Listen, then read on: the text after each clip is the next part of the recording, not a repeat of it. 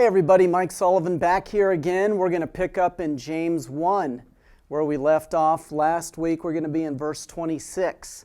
He starts out, he says, "If anyone thinks himself to be spiritual, and yet doesn't bridle his tongue, but deceives his own heart, this man's spirituality is worthless. Pure and undefiled spirituality in the sight of our God and Father is this, to visit orphans and widows in their distress, and to keep oneself unstained by the word, or by the world." So, we talked last week about being doers of the word. That's a huge emphasis in chapter 1.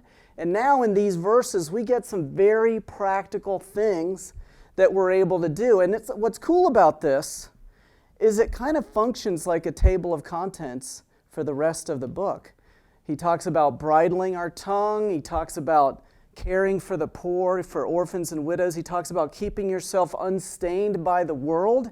And each of these three things comes up. In chapter 3, he talks about bridling our tongue. The focus of chapter 4 is on keeping yourself unstained by the world. And then in this week, what we're going to get into in chapter 2 is all about caring for the poor. So that's kind of cool. Now, you'd think, as James brought up this topic, after emphasizing being doers of the word, that he would immediately get down to what we can do to serve the poor, but he doesn't. He doesn't do that. Actually, what he does instead is he gets us thinking about two important differences between us and God. Two differences that we really have to take stock of, because if we don't, we'll find it very difficult to care for the poor. And those two differences are, first, how we judge someone's value, and secondly, how we actually view the poor, what our reflexive response to them is as we see them. And so we're going to look at these differences first, and then we're going to get into the details. So let's talk some here about how we judge value, because we are very different from God in the way that we do this. When I was a kid in elementary school, it was very easy to evaluate somebody's worth. There were just two simple criteria. One was shoes. These are similar to the ones we used to wear. It's like an old school Puma. If you didn't have the shoe, you were nobody. I don't know who set this rule. I don't know how they came up with it, but if you wanted to be valuable, you had to wear these. You had to have a pair of Pumas. The other thing that we were obsessed with, and that was a key indicator of value, was kickball. If you couldn't catch a pop fly, if you couldn't run fast, you were dead to the rest of the school. This was the criteria. It was just nice and simple. That was it. Now I realize as we get older, we get a lot more sophisticated about how we gauge somebody's value, and that's really the focus when James gets into chapter 2. He says, "My brethren, don't hold your faith," he says, "in our glorious Lord Jesus Christ with an attitude of personal favoritism." So favoritism, playing favorites, showing partiality, treating people differently based on differences between them. James really condemns this. He really speaks strongly against this. And to kind of make his point, he gives us this scenario where they have these meetings. James is writing to a bunch of churches all over the place.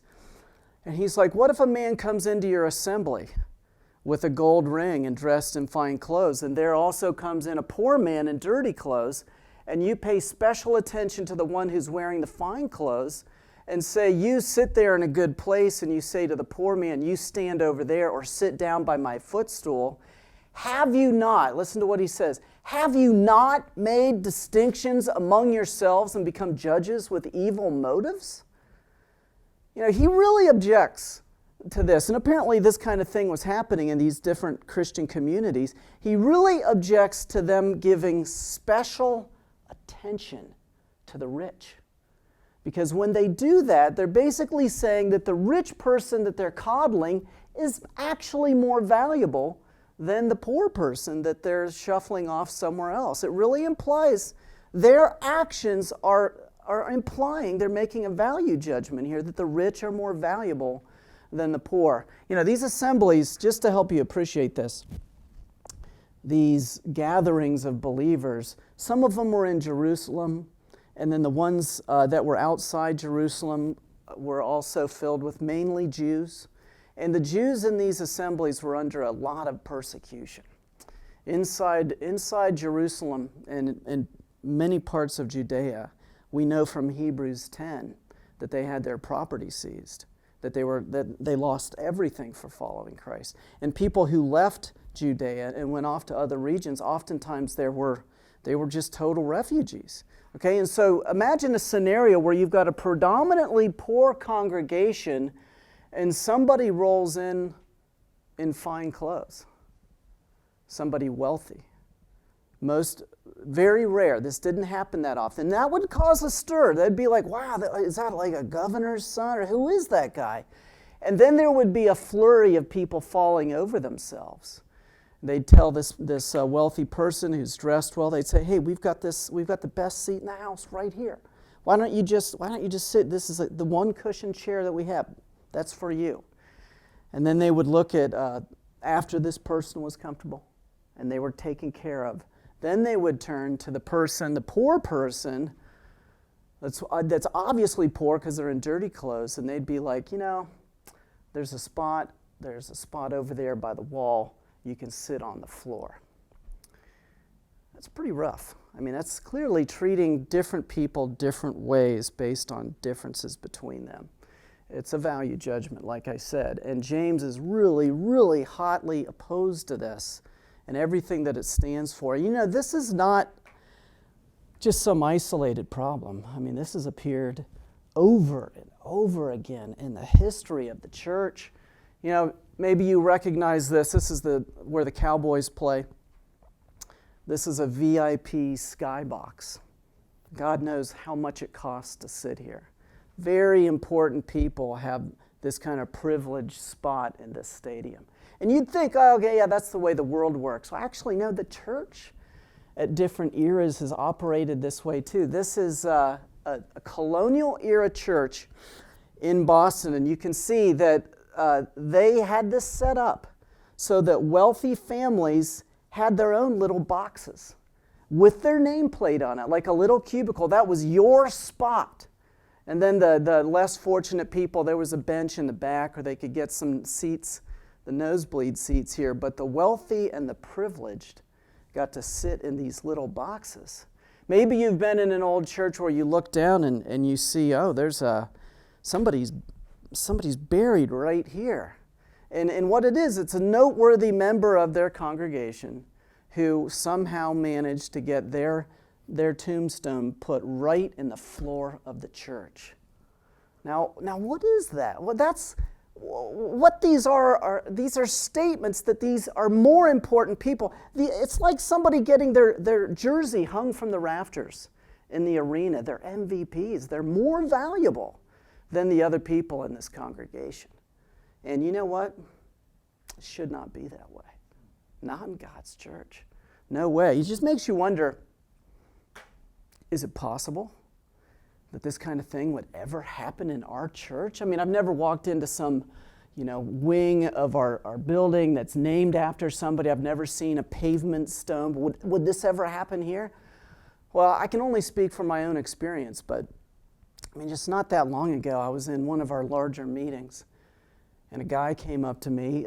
He was in a circle of people, and he walked over and approached me to talk. And I got a whiff of him before he got that close. His clothing was obviously, it'd been a while since he'd washed his clothes.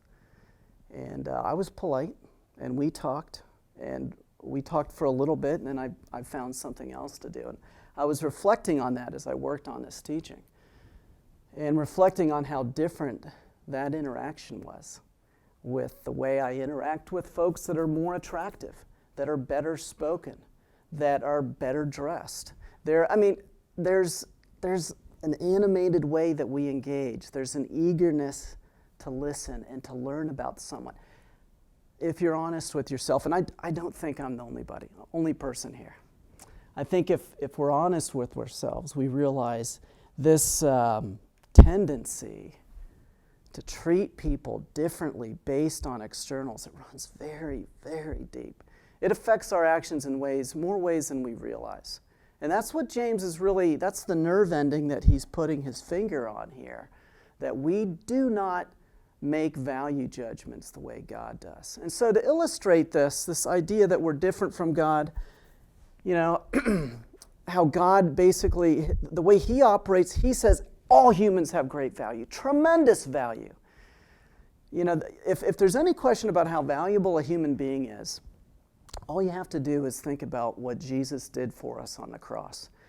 That answers all the questions. His willingness to lay his life down, to be a sacrifice for us so that we can be forgiven just by calling out to him because he offered himself, it poured his blood out before God as a sacrifice on the cross. That says that we have tremendous value. But we don't see it that way. We really base value on arbitrary comparisons. And just to drive this point home, I thought this analogy, which I've seen other people use, I think this is very effective. I think this will help. Imagine you just popped into space, empty space, and you're just like, how did I get here? Am I alone? Is anyone else going to roll in here? What's going on around me? What's my purpose here? And then, so you're thinking about these questions, and then even if there was like you and a bunch of other people, just boom, you pop into space. There are similar questions. There's like, okay, I see there's these other people here, but why are we all here? And what relationship do we have each other? What value or purpose or usefulness do I have in this situation? You would just be like, what's going on? And then maybe at some point you start to notice, actually, I do see, I see some distinctions. I see that you start just groping for value, just trying to find some value or some way to distinguish yourself from other people. You start turning to comparisons, trying to figure out, who am I really? And then you notice, wow, some of these people are really big. And some of them are small. And, maybe the big people finally kind of get together and they look down and they're like, oh, man, these guys are so teeny. They're just they're so diminutive. They're almost, they're minuscule. They're probably really weak. And then, of course, the little ones are looking back up going, these folks on the other side, there's barely enough room for 6 or 7 of them. They're just like large, just sweaty largeness crowding each other out. And then you realize you start to, you develop an identity, you develop a sense of value, but not just value. You also start to develop disdain, right? Where you start to look at somebody who is other, who is different, who is not like you. And because of that, you see them with disdain.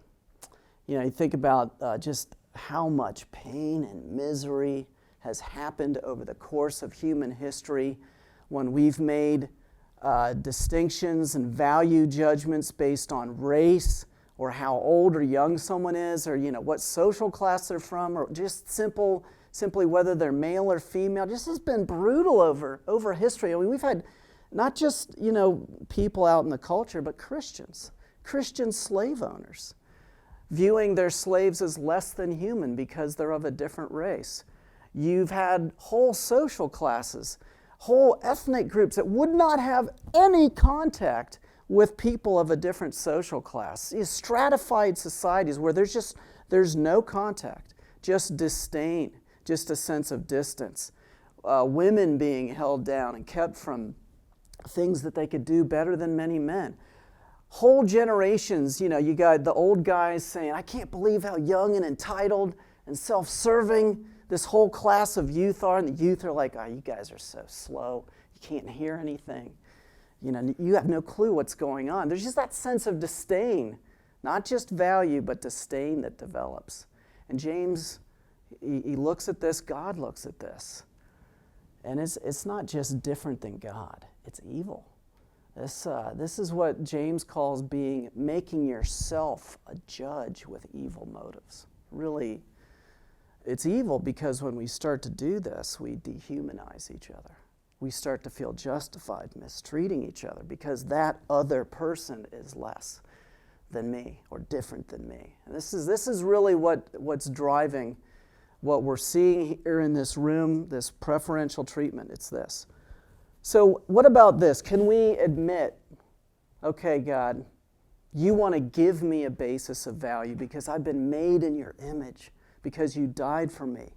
You've obviously placed tremendous value on every human being. I recognize that. And then can we go to God and say, help me value all people like you do? Because if we don't admit this difference between us and God and address it, we're going to have a very difficult time helping the poor. Now here's another one. How we see the poor.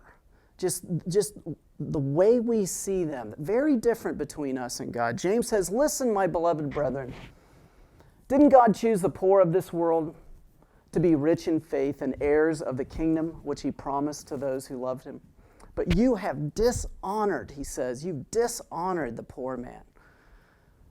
All right, now what's he talking about here? He says, first of all, that God really has a special concern for the poor, that the poor in a real sense, are his favorites. And one way he demonstrated his special concern is what it says here. He chose the poor of this world to be rich in faith.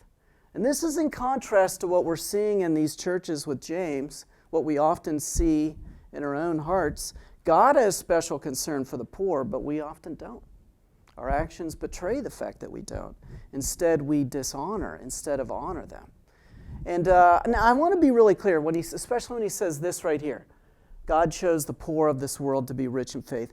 He's not saying every poor person will believe in him. He's not saying every rich person will reject him. He's just saying, and this is just true, over the course of history, the people that have been most receptive to God, that have been willing to call out to him and ask to be forgiven and admit their need for him, by and large, predominantly that has been the poor. Christianity has always been a religion of the poor. And so that's what he's saying. God does show this special favor, but the thing we really need to take from this, again, is there's a difference.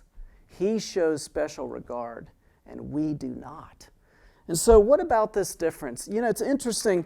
I think I may have mentioned this, or Ryan might have mentioned this in his first teaching on this book.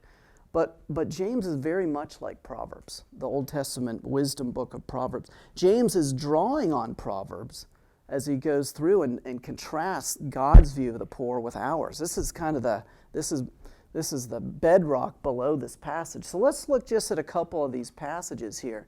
He says, the poor is hated even by his neighbor, but those who love the rich are many. Okay, this is a verse about the way we see the poor. He says oftentimes we reject them.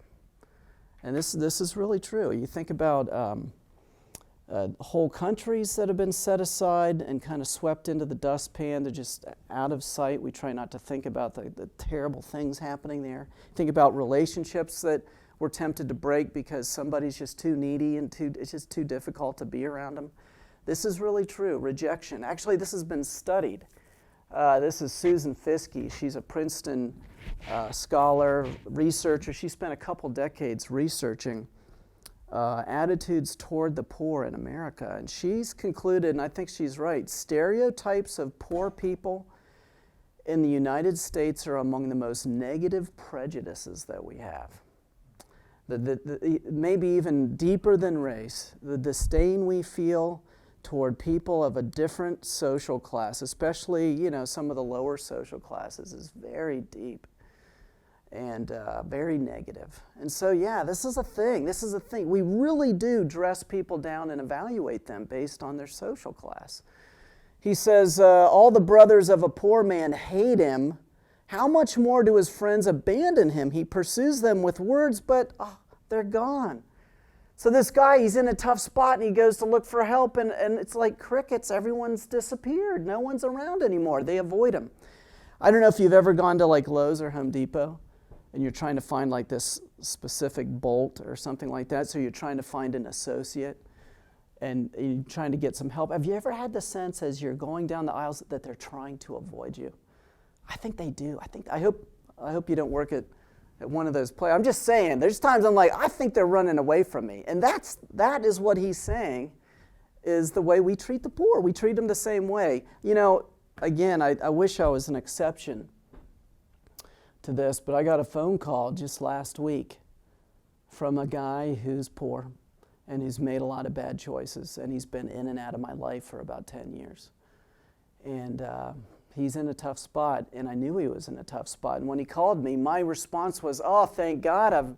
It wasn't, oh, I'm glad I got in touch with you. You know, my honest response was my heart fell, because I realized resuming this relationship, engaging this relationship is going to be difficult. So there is a difference between the way we see the poor, if we're honest, and the way God sees them. You know where this really comes into focus? It comes into focus during Jesus' ministry.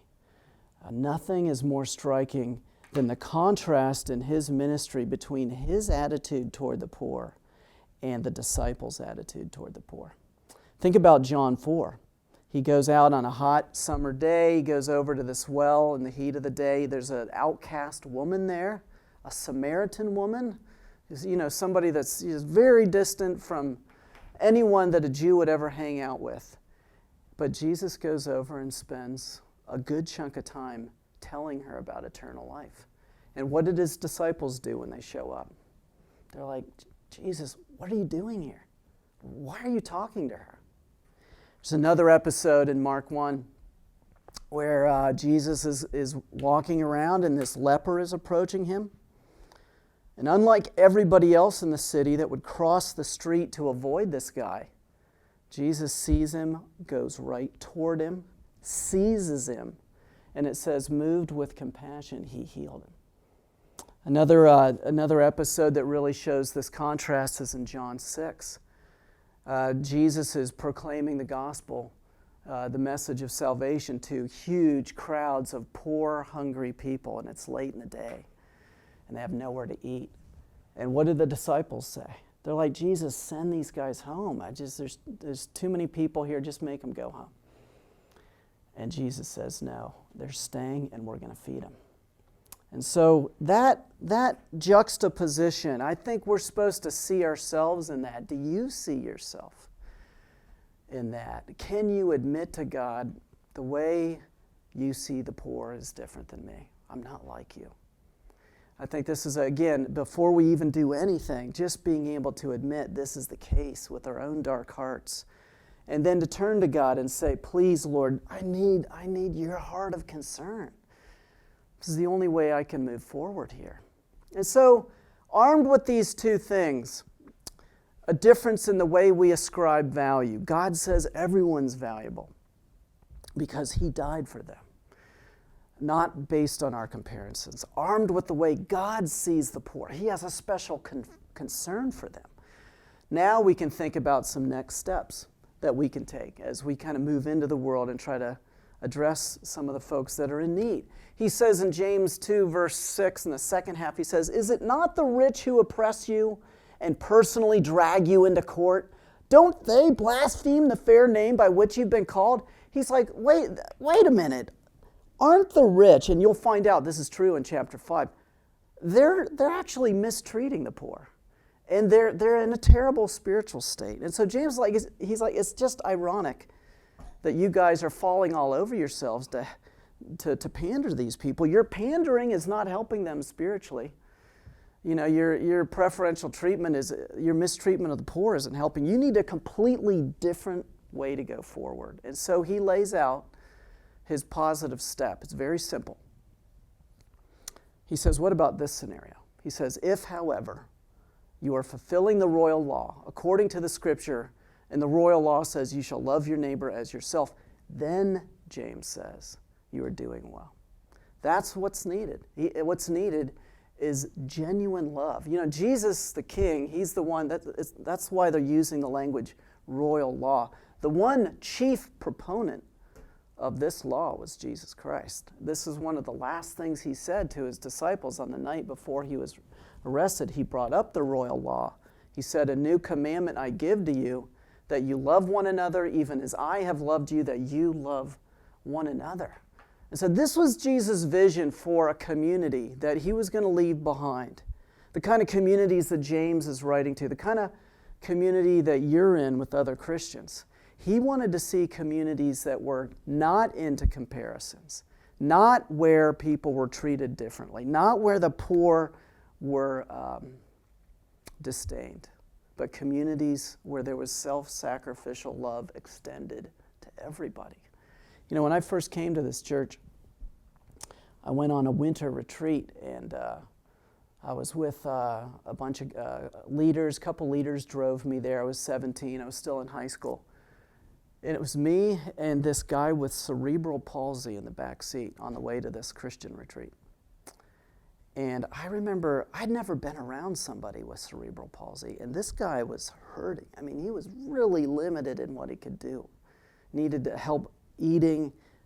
He definitely needed to be wheeled around everywhere. And I just remember being stunned that the guys in the front seat of this car were that passionate about the value of that individual to do everything they could to get him to that retreat so he could experience community, so he could have a good seat at a great event and enjoy it. And that whole weekend I noticed there's a different value system here. People actually, because Christ died for them, extend that same value toward each other. And I saw people from different social classes, different cliques in my high school, all treating each other with equal value. And that was so striking to me. I went out later that night on the Saturday night of the retreat, and I dedicated my life to Christ. It's powerful when we embrace this alternative. It's so winsome. This is what we have to have. The other thing he says here, it's not all like, do this, do this. He's like, look, this is an invitation to something good. He says, if you fulfill this law, if you live and prioritize love, you'll do well.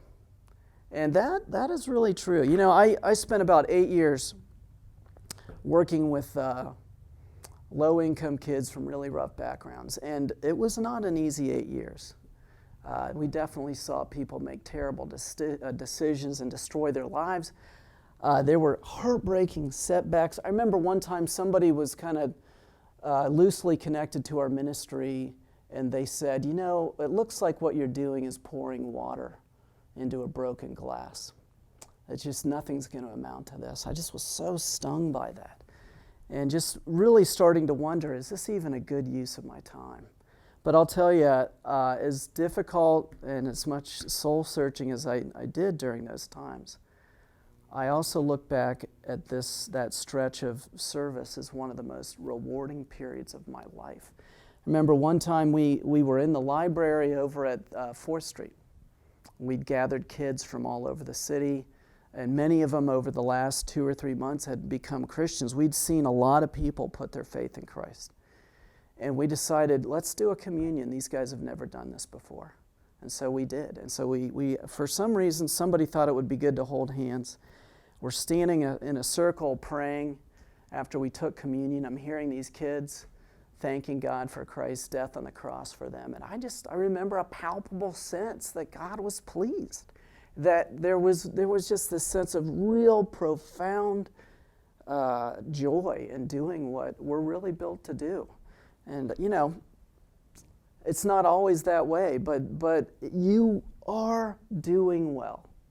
You can know that if you embrace a lifestyle that values the poor. The other thing to keep in mind, we always talk about how much somebody benefits from receiving ministry, somebody who's impoverished. Nobody benefits more than people that are serving. I really believe that's true, so just keep that in mind. One final thing on this. Whatever James is talking about, I hope it's clear this far into the book that this kind of love has to be expressed in practical ways. He talks about caring for orphans and widows in distress. Right? That's what he said at the end of chapter 1. That's like get down there, find people in need, and do something to help them. And there's a lot of ways to do that in our church. We have a Christian school that's been around, I think, almost 25 years now, a K-8 school in one of the poorest neighborhoods of the city. We've been investing in that neighborhood for years. Teachers, faculty, staff, just doing an amazing job. Now, I realize recent stats are crazy with COVID, but in 2017-18, so this is a couple years ago, these are the test scores of the kids in this urban school that we've been running, Harambe. This is Upper Arlington, that's Worthington, and that's Harambe Christian School. Now that is measurable, powerful impact on kids that are going to be able to grow up and read and have career options, school options they never would have had. These two bars are the corresponding schools in the neighborhood. It makes a difference to invest in the poor. We just started a new Christian high school, Akili Christian High School. We've been seeing the kids that are coming up into the high school age in all of our urban ministries. We've watched them just kind of lose their relationship with God, just totally blow a tire. And we're hoping by starting the school to hold on to them all the way up through and including into college. And so I put some of these web addresses here so you can learn more about it. There's things like Renegade that's geared towards working with elementary students. You can get involved in a junior high Bible study that serves urban kids. We're trying to get those off the ground all the time. We pair adults with life skills, with young adults from rough backgrounds who need help with those life skills. It's something we call life coaching. We've got like 50 plus people doing this. Medical clinics free medical clinics where you can volunteer at. There are so many concrete ways to care for widows and to care for orphans, to care for people in need. One other thing you could look into, this is a whole huge other ministry on the west side that one of our elders leads, Scott Arnold. This is Central Ohio Youth for Christ. And they've got a whole 10 more bullet points of different ways they serve the poor. So I'm just saying, if you want it, it's there. And I would just throw out one last thing, and that is, whatever you do, if you decide to invest in working with low-income folks, you've got to get in some community. You've got to be in a community where sacrificial love is being practiced, because you will not have the staying power to hang in there in these demanding ministry roles unless you are in authentic community, knit into a home church that's really practicing this kind of love. And so, yeah, there you go. That's some stuff on what James has to say about the poor. Now, I got some discussion questions for you.